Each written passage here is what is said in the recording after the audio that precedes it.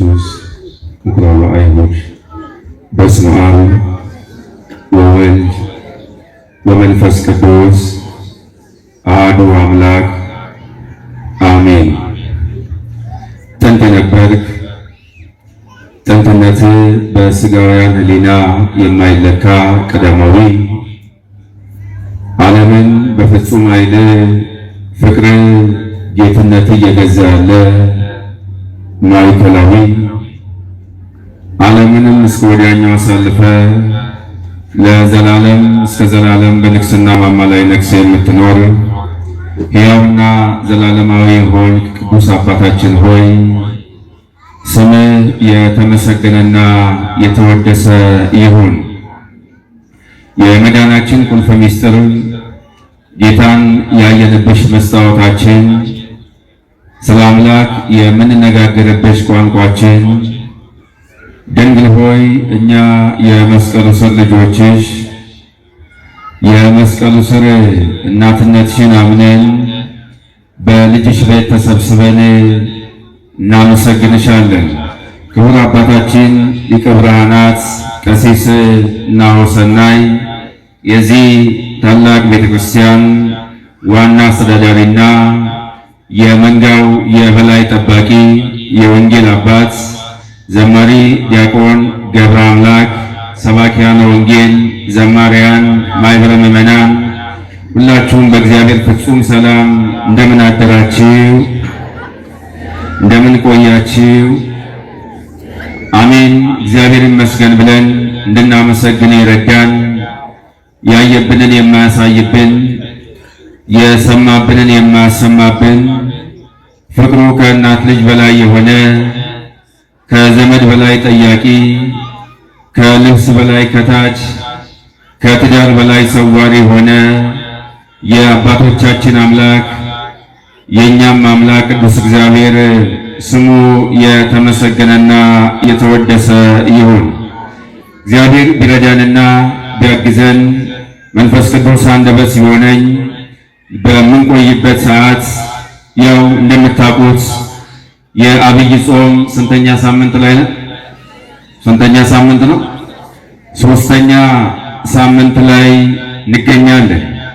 በዛሬው ቀንም ለኢትዮጵያ ኦርቶዶክስ ተዋሕዶ ቤተክርስቲያን አስተምሮ ምኵራብ እየተባለ ይጠራል። በባለፉት ሳምንታት ዘወረደ ብለን ከዛ ቅድስት በማለት በዛሬው ሶስተኛው ሳምንት ደግሞ ምኵራብ እንላለን። ቤተ መቅደሱን ያነጻበት፣ ነጋዴያንን ያስወጣበት፣ ቤቱ የጸሎት ቤት እንደሚባል ያስተማረበት የመጽሐፍ ቅዱስ ክፍል የቅዱስ ዮሐንስ ወንጌል ምዕራፍ 2 ከቁጥር 13 ጀምሮ ያለው የወንጌል ክፍል በዛሬው ቀን በቅዳሴው መካከል የተነበበው የመጽሐፍ ቅዱስ ክፍል ነው።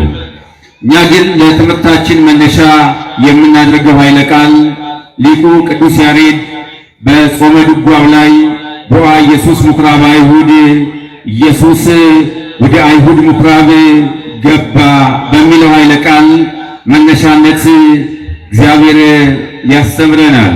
እስቲ ሁላችሁም በሉ ኢየሱስ በሉ እስቲ። ማን ወደ አይሁድ ምኵራብ ገባ? እንግዲህ አይሁዳውያን በዚሁ የመጽሐፍ ቅዱስ ክፍል ላይ ስንመለከት የአይሁድ ፋሲጋ ቀርቦ ነበረ ይላል።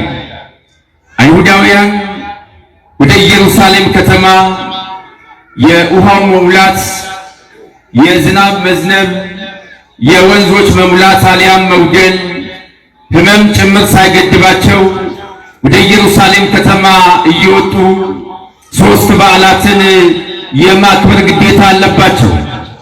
ለአይሁዳውያን ለባህላቸው ለወጋቸው የማይሳሱ ጊዜያቸውን በአጠቃላይ መስዋዕት የሚያደርጉ ስለ ሕጋቸው ጥብቅና የሚቆሙ አካላት ናቸው። ወደ ኢየሩሳሌም ከተማ አንደኛ ግድ የሚገኙበት ከበዓላቸው መካከል አንደኛው በዓለ ፋሲጋ ነው። ሁለተኛው ደግሞ በዓለ መጸለት፣ ሶስተኛው ደግሞ በዓለ ሰዊት ወይም የዳስ የእሸት በዓልን ለማክበር ወደ ኢየሩሳሌም ከተማ ወንዞች እንኳን ቢሞሉባቸው፣ የትኛውም አይነት መከራ እንኳን ቢገጥማቸው፣ ሕመምተኛ እንኳን ቢሆኑ በቃሬዛ ጭምር ተሸክመው ወደ ኢየሩሳሌም ከተማ በዓልን ለማክበር ይወጣሉ። ከነዚህ በዓላት መካከል አንደኛው በዓለ ፋሲጋን ለማክበር ወደ ኢየሩሳሌም ከተማ ወጡ ይላል። ከዚህ ቀደም በቅዱስ ሉቃስ ወንጌል ምዕራፍ 2 ላይ ኢየሱስ ክርስቶስ በመካከላቸው ሳለ ጠፍቶባቸው በነበረበት ሰዓት የወጡበትን በዓለ ፋሲጋም ልታስታውሱት ይገባል። እንግዲህ ወደ ኢየሩሳሌም ከተማ እንደወጡ በዚህ የመጽሐፍ ቅዱስ ክፍል ላይ እንመለከታለን። ምኩራብ ማለት ምን ማለት ነው የሚለውን ከሁሉ በፊት ማወቅ ስለሚጠበቅብን ምኩራብ ማለት 10 ሰዎች ተሰብስበው መስራት የሚችሉት የጸሎት ቤታቸው ነው። ምኩራብ ማለት ለጸሎት የሚሰበሰቡበት፣ እግዚአብሔርን ምሕረት የሚጠይቁበት የጸሎት ቤት ማለት ነው። ምኩራብን ለመስራት 10 ሰው ካለ በቂ ነው። ስንት ሰው ካለ? 10 ሰው ካለ ምኩራብን ለመስራትና ለመገንባት በቂ ነው። መቅደስ ከኢየሩሳሌም ውጭ ስለማይሰራ መቅደሶቻቸውን የሚገነቡት በኢየሩሳሌም ከተማ ብቻ ስለሆነ ምኩራብን 10 ሰዎች ካሉበት አካባቢና መንደር በአጠቃላይ ይገነቡና ያበጁና ያስተካክሉ ነበር። ሌላው ምኩራብ ለሚመጣው ለአዲስ ኪዳን ቤተ መቅደስ ምሳሌ ሆና አገልግላለች።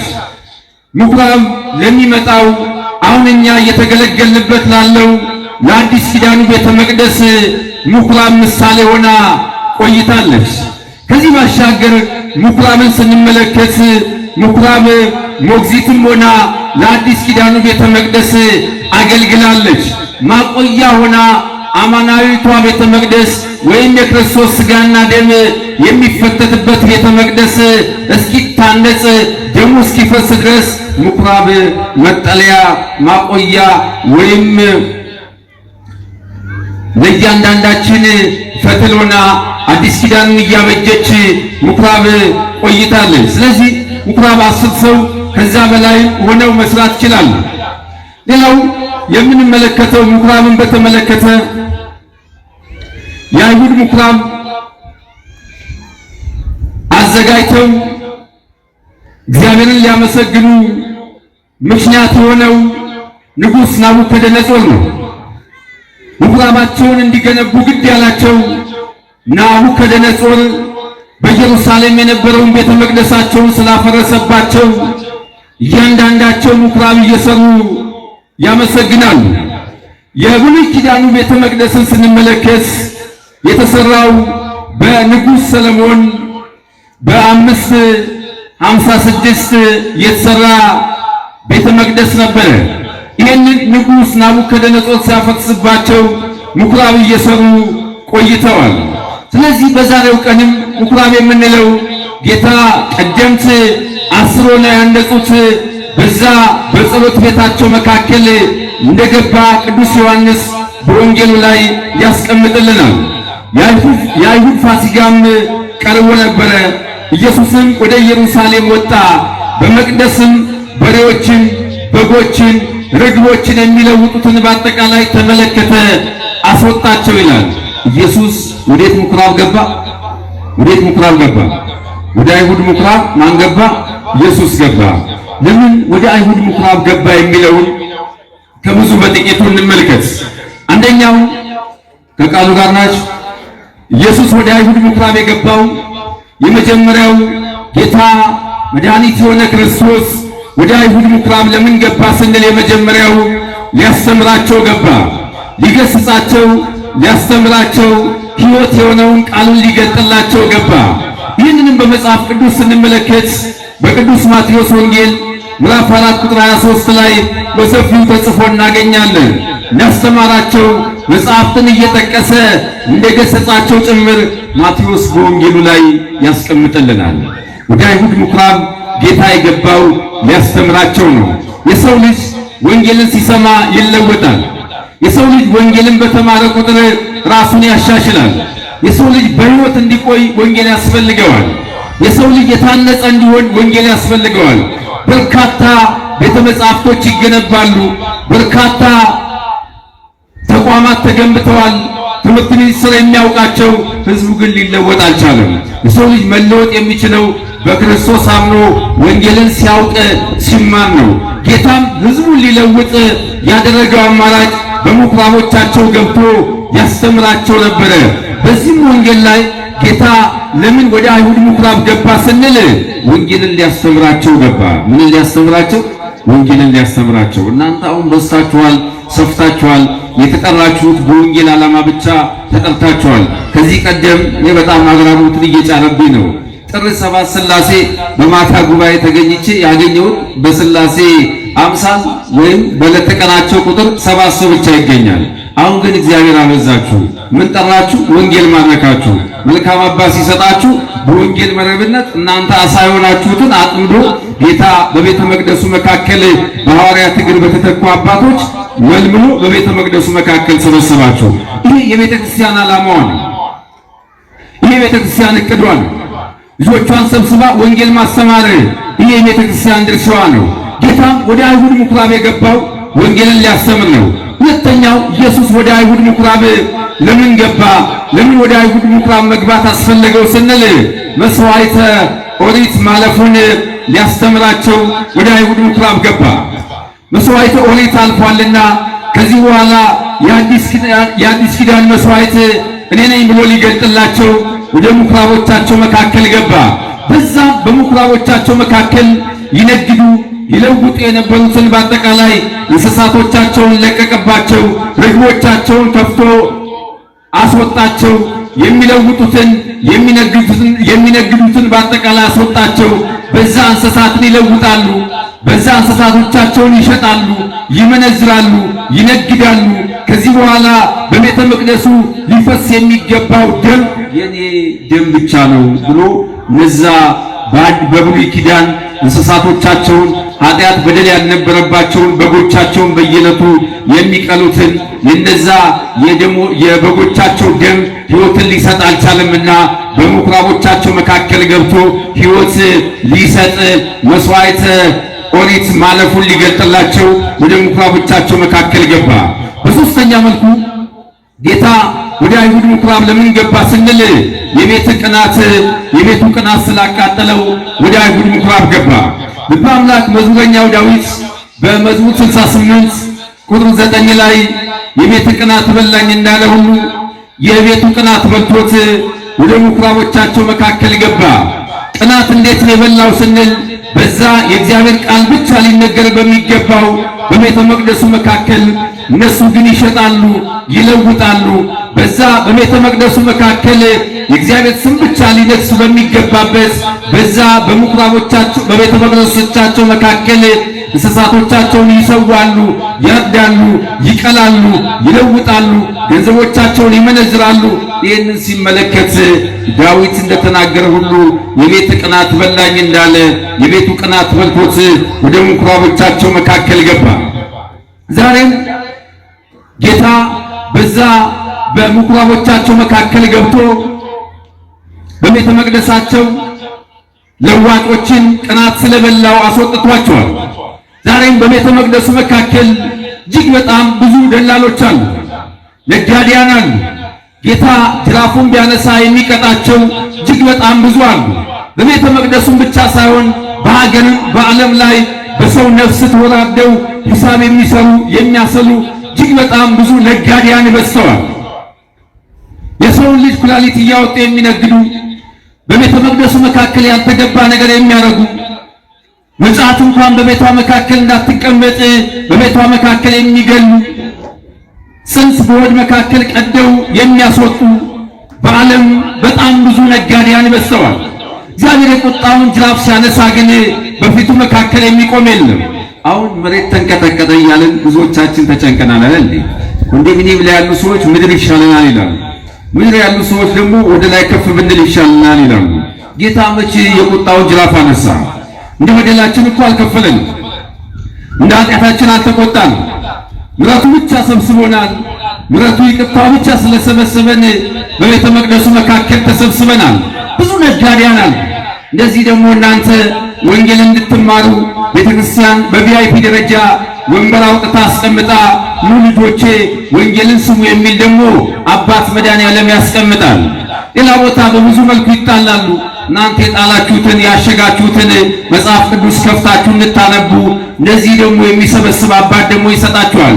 በተመሳሳይ ሁኔታ ደግሞ ለስልጣናቸው ጥመኛ ሆነው በቤተ መቅደሱ መካከል ተሰይመው እስካሁን ድረስ በሻሸመኔና በሐዋሳ ግሊኮስ ተደቅዶላቸው ስለ ቤተ መቅደሱ ቅናት በልቷቸው እግዚአብሔር ቤተ መቅደስ አይደፈርም ብለው ዋጋ ከፍለው እስካሁን ድረስ በኦክሲጅን የሚተነፍሱ እጅግራቸው የተቆረጠባቸው በጣም ብዙ በርካታ የተዋህዶ ልጆች አሉ።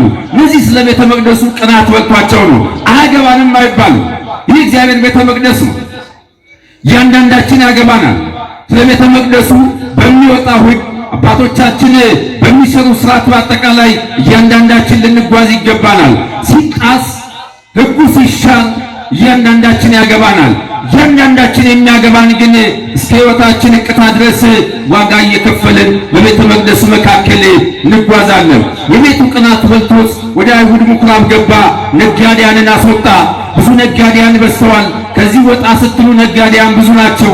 እናንተ ለመሳለም ስትመጡ ሞንታሮ ገጥመው የዘራ መድኃኒት ማስታወቂያ በጆሮአችሁ መካከል የሚያስደምጡ በጣም ብዙ ሰዎች አሉ። ጸሎታችሁን የሚያውቁ በጣም ብዙ ሰዎች አሉ። እነዚህ ነጋዴያን ናቸው። እናንተም ከዚህ ትገዛላችሁ፣ ታበረታታላችሁ። ሁሌ በዚህ ይሰበሰባሉ። ሁሌ በዛ ውጤት አለ ብለው ነጋዴያን ይበዛሉ። እናንተ ወንጌልን ለመማር ብቻ ልትመላለሱ ይገባቸዋል። ስለዚህ ሌላው በአራተኛው መልኩ ጌታ ለምን ወደ አይሁድ ምኩራብ ገባ ስንል በተገባ ቦታ ያልተገባ ነገር የሚያደርጉትን ሊያስወጣቸው ገባ። በተገባው ቤተ መቅደስ መካከል ያልተገባ ስርዓትን ለሚያከናውኑትን ሰዎች ሊያስወጣቸው ወደ አይሁድ ምኩራብ መካከል ገባ። የተገባው ምንድነው ስንል ያ የእግዚአብሔር ቤተ መቅደስ ነው። ያ የእግዚአብሔር ስም ብቻ የሚነሳበት ነው። ያ የእግዚአብሔር ስም ብቻ የሚከብርበት ቤተ መቅደስ ነው። ስለዚህ ያልተገባ ነገር የሚሸጡትን የሚለውጡትን ሰዎች በአጠቃላይ ሊያስወጣቸው ወደ አይሁድ ምኩራብ መካከል ገባ። እንግዲህ እኛ እያንዳንዳችን እግዚአብሔር ቤተ መቅደስ ነን። ምንድነው? እግዚአብሔር ምንድነው? ቤተ መቅደስ ነው። ይህኛው ቤተ መቅደስ አለ። የሰው ልጅ ቤተ መቅደስም ነው። ለማን? ለእግዚአብሔር። እግዚአብሔር ንጹሕ ነው በባህሪው። እግዚአብሔር በባህሪው ቅድስና ይስማማዋል። እግዚአብሔር በባህሪው ርኩሰት አይታይበትም። እግዚአብሔር በባህሪው ቅዱስ አባት ነው። ቅዱስ የሆነ ነገር ደግሞ በርካሽ ቦታ አይቀመጥም። እኛ እግዚአብሔር ቤተ መቅደስ ነን ካልን የሰው ልጅ ማረፊያው እግዚአብሔር ቤተ መቅደስ ከሆነ እግዚአብሔር የሚያርፈው በሰው ልጅ ላይ ነው ካልን የሚገለጠውን በልቡ መካከል መሆኑን ከተገነዘብን ልባችንን ልናነጻ ይገባናል። የኛውን ቤተ መቅደስ ምንጣፍ እንደምንቀይር ሁሉ የኛ ውስጣዊ ማንነታችንን ንጹህ ልናደርገው ይገባናል። እግዚአብሔር እንዲነጋገረን ልባችንን ልናነጻ ይገባናል። ልባችንን የምናነጻው በውሃ አይደለም፣ በንስሐ ልባችንን ልናነጻ ይገባናል። ጌታ ውስጣዊ ማንነታችንን አይቶ ረክሶ እንዳይገኝ ንጹህ ሆኖ ንጹህ የሆነ አባት እንዲገለጥበት ማንነታችንን ልናነጻና ልንገጥ ይገባናል። ቤተ መቅደሳችንን ንጹህ ልናደርግ ይገባናል። እኛ እግዚአብሔር ቤተ መቅደሶች ነን። እንዴት ነው ራሳችንን ንጹህ የምናደርገው? እንዴት ነው እኛ እግዚአብሔር ቤተ መቅደሶች ከሆነን እንዴት ነው ራሳችንን የምንለየው ስንል የመጀመሪያው የሰው ልጅ እግዚአብሔር ቤተ መቅደስ ከሆነ ቢቆሽሽ እንኳን የሚጸዳው ንስሐ ሲገባ ነው። እያንዳንዳችን ንስሐ ገብተን ውሳጣዊ ማንነታችንን እግዚአብሔር ቤተ መቅደሶች ስለሆነን ንጹህ ልናደርግ ይገባናል። ሁለተኛው እግዚአብሔርን በፍጹም ስብዕና በፍጹም ማንነታችን በፍጹም ኃይላችን በማመን ራሳችንን የእግዚአብሔር ቤተ መቅደስ ልናደርግ ይገባናል። የሰው ልጅ የእግዚአብሔር ቤተ መቅደስ ስለሆነ አምነን ልንንቀሳቀስ ይገባናል።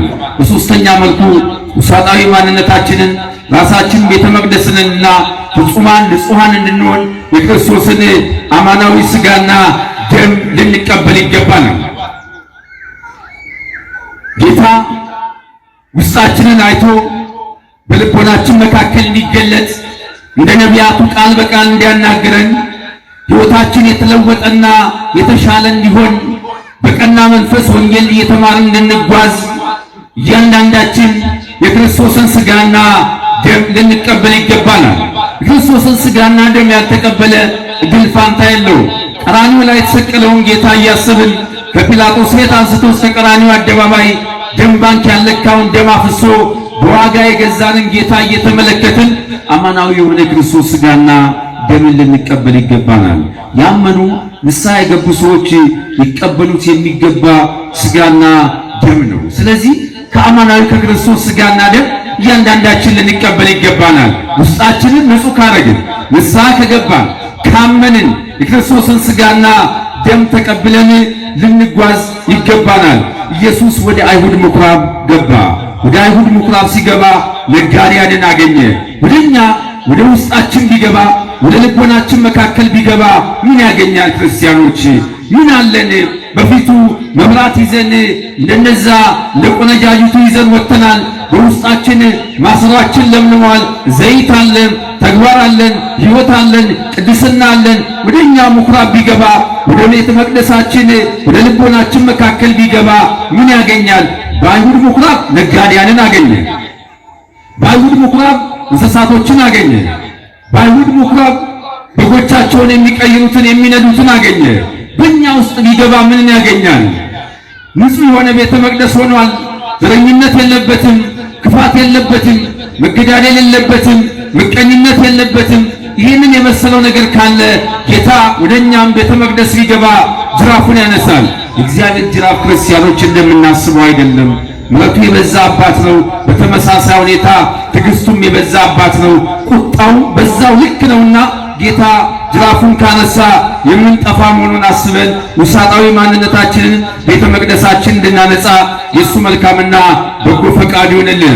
ቤተ መቅደሳችንን ሰውነታችንን ካነጻ ከለየን ካከበርን እሱ ይነግስበታል፣ የእሱ እንሆናለን። ፍጻሜያችን ከሰማያን መላእክት ጋር እሱም ማመስገን ነው። ለሥጋውና ለደሙ እግሮቻችን ወደ ቤተ መቅደሱ መካከል ይገሰግሳሉ። እጃችን ለምጽዋት ይዘረጋል፣ አንደበታችን ለምስጋና ይከፈታል። እሱን ለማመስገን የተዘጋጀን እንሆናለን። ስለዚህ ልባችንን አጽንተን እንድንጓዝ የእሱ መልካምና በጎ ፈቃዱ ይሁንልን። ኢየሱስ ወደ አይሁድ ምኩራብ ገባ። ያስተማረን፣ የመከረን፣ የገሰጸን የአባቶቻችን አምላክ ቅዱስ እግዚአብሔር ስሙ የተመሰገነና የተወደሰ ይሁን። መድኃኔዓለም ወጥቶ ከመቅረት ይሰውረን፣ ጤናውን ያድላችሁ። በስብሐት ለእግዚአብሔር።